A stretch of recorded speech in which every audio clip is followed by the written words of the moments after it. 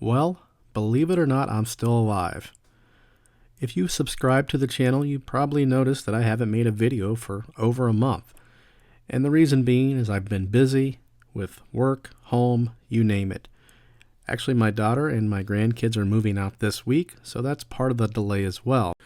We've been packing, just getting things ready. And really, I was a bit burnt out with YouTube.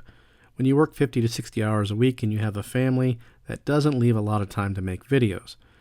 But I will get more on schedule in the upcoming weeks. Anyway, in today's video, you're looking at a 1956 Nomad. I believe this was from Larry's Garage. I'm not entirely sure. Now this is for Shane, a subscriber of mine. I promised him that I would perform a custom on a 55 Nomad. Now this is a 56. Hopefully he will not be too disappointed. The reason why it shows the 56 is the 56 Larry's Garage is much nicer than the 55 Mainline or any of the other customs. They are really basic. I think this looks a lot better, and I think he'll be pleased with the end result. I'm going to also try something a little different with this video. I'm not going to narrate it as the video goes on.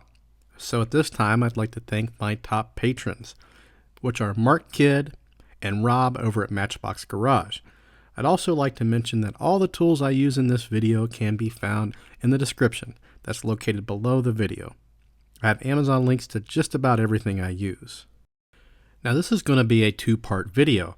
I've actually never done this before, but unfortunately this casting is not complete at this time. So if you want to see the finished product, you're going to have to stay tuned for later on this week when we release part 2. Otherwise, enjoy.